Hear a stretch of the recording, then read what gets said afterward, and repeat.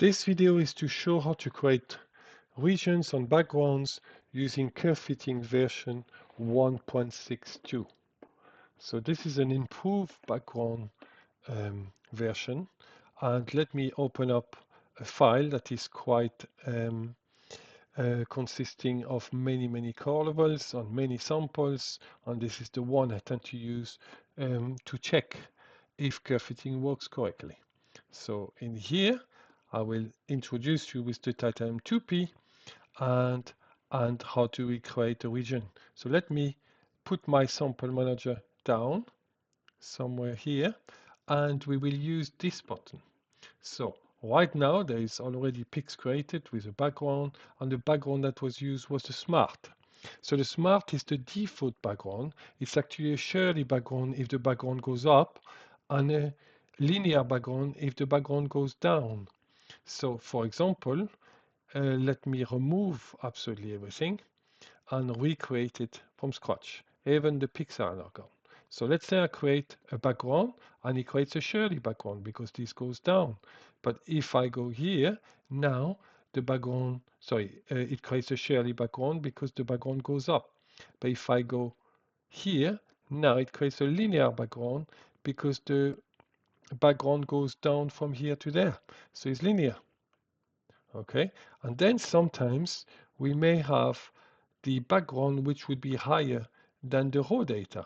So then this program will not allow it. That's why you can see something here. So the background was equal to the data, and then it could not be above the data, so it went equals to the data. And that's what we call smart or semi-smart. Okay, but you can also now create new regions. Let's say you want to also fit this bit here. Yeah, or let's say now actually you'll create one regions for here and another region for here. So you just go to something like this, create a new region. So that's actually region 2 is equals to region 1. But if we select it, we can just put it there. And now this between here and there, it's a linear. So it created a Shirley and then a linear. And then we could create another regions again, and this would be this one here. So now we can go from here to there, and that's more Shirley. So this is one thing you can do. Let me show you on a real type of where you would use it, because for that kind of titanium 2P, you will tend to use just one region. So this one here, where simply you just go between here and there. You may also create an offset. So let's go and start doing this before I show you creating regions with Syria. So let's say I come here, but I decide that my background should go down. So I can use those buttons here. So let's say I can create -1000, and I can see that the background has been shifted. I can actually use my down key here, down and up, to go up and down into the data. So it is -1000, -2000, -3000, and go like this. Yes. So this is quite simple, but you can also use the shift key. So shift key actually the first time will move the vertical line, but the second time you can just use it, and you can't go higher than the data because that's not possible, and that's how you do it. But let's go to something a bit more complicated. In here, I have some Syria that I can use, and this was fitted before, and I will keep the pics, just remove the region. This is the region gone. Now we have our vertical lines here. I can just go between, obviously I could go between all of them, just create a single regions, but what then you can see is the Shirley background is cutting into the data. So that's not what you want. So then that's why you will go up to here. And then maybe actually the background should go lower than that. So you'll just create an offset here. Then you could create a new regions.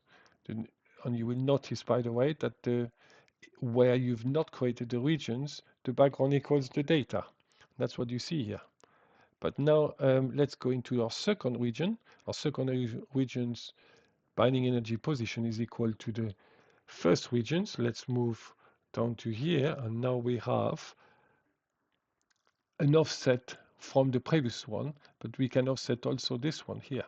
We could zoom, later on we will, and then so we could continue doing like this and create the next regions, and the next regions again um, is equal to region 2 this time, and we can move that in here.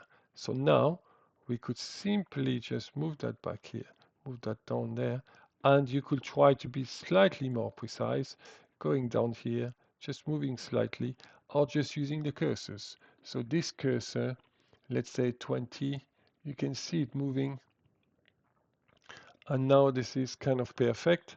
Let's go into the other side